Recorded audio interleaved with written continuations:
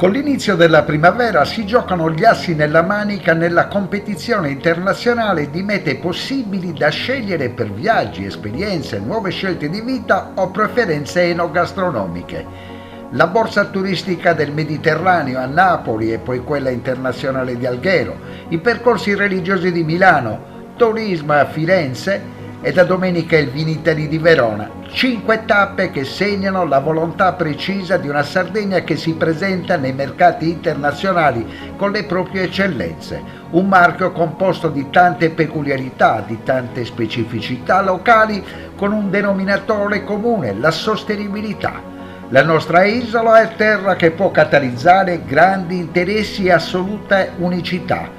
Di certo non mancano le ragioni per cui preferirla per un viaggio, per trasferirsi come scelta di vita, per acquistare i prodotti del mondo rurale e ancor più se di questa terra si impara a conoscere il senso più profondo della storia e delle testimonianze del passato, che ne rendono così unico e denso di significato il paesaggio e la vita. Sarà anche per questo motivo che sempre in più occasioni la Sardegna si presenta agli appuntamenti internazionali come marchio unico, una regione sempre meno frazionata in campanilistici particolarismi, decisamente poco in sintonia con le esigenze che il mercato richiede.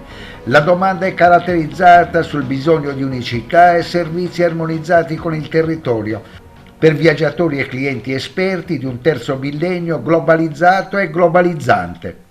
Ricerca scientifica, tutela, valorizzazione, promozione con tutti i codici di linguaggio e una missione, un compito preciso da parte di tutti quelli che dalla soprintendenza alle università, agli enti di gestione sono demandati a conservare un patrimonio.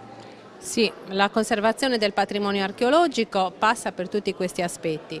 La ricerca, che è fondamentale per la tutela, perché non si può tutelare quello che non si conosce, e la valorizzazione ugualmente è importante per la tutela, perché nel momento in cui il patrimonio diventa un bene conosciuto, capito e inteso da tutti, allora la comunità si sente compartecipe e aiuta le istituzioni preposte in quelle attività di mantenimento di questo patrimonio che abbiamo ereditato dal passato e che nel presente può avere un ruolo. E quando parlo di comprensione del bene ne intendo soprattutto del valore culturale, ma anche delle potenzialità e dei riflessi che il patrimonio archeologico ha sulla società attuale, soprattutto per la Sardegna, dove veramente l'archeologia è vista sempre più anche appunto dalle comunità locali come un modo per come dire, avere quel riscatto economico che da tanto tempo, soprattutto le zone interne attualmente magari escluse dai flussi turistici costieri, vedono come un'occasione concreta di sviluppo sostenibile. Noi parliamo e immagini scorrono alle tue spalle, sono immagini in cui gioielli di archeologia di tutti i tempi sono incastonati in un paesaggio. Il vantaggio della Sardegna è che effettivamente questo patrimonio archeologico si inserisce all'interno di un territorio molto spesso incontaminato o anche magari antropizzato, ma che ha quel fascino che deriva magari dal fatto di riflettere la vita delle campagne, i paesaggi agrari, la vita del pastore, quindi paesaggi anche agropastorali in generale. La conservazione di tutto questo patrimonio anche ambientale è dovuto proprio alle comunità locali che ne hanno nei millenni conservato l'integrità. Quello che dobbiamo fare oggi noi è continuare questo lavoro di conservazione anche proteggendolo da come dire, aggressioni che sembrano portare economia ma che in realtà poi possono vanificare gli sforzi che si stanno facendo per gli scavi, per la fruizione, per la valorizzazione del territorio. Quindi una volta che si sceglie la strada della valorizzazione della vocazione turistico-culturale della Sardegna, allora bisogna intraprenderla fino in fondo, conservando e soprattutto puntando su quelle attività che sono compatibili con appunto con questa mission che tutti ci dobbiamo che tutti dobbiamo fare nostra, a partire anche dalla soprintendenza, che ha un compito di tutela, ma anche appunto più che proprio di far conoscere i monumenti e il patrimonio archeologico a tutta la società, perché effettivamente deve lavorare col territorio, e questo è quello che cerchiamo di fare appunto come istituzione. Sui giganti, che sono protagonisti anche al Vinitali, della Fondazione Isola del Romanico, dell'Unione dei Comuni della Tregente e del progetto Smart Sardegna, ci siamo soffermati nell'ultima puntata. Oggi è protagonista a Panorama Sardo il Consorzio Turistico dei Laghi e partiamo dallo spot presentato a Firenze al Tourisma.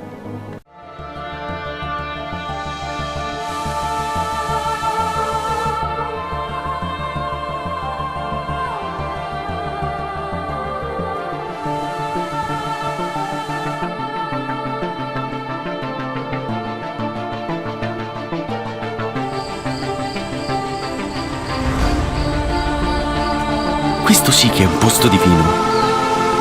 Fermati a riposare. Laghi e nuraghi, un territorio di poesia.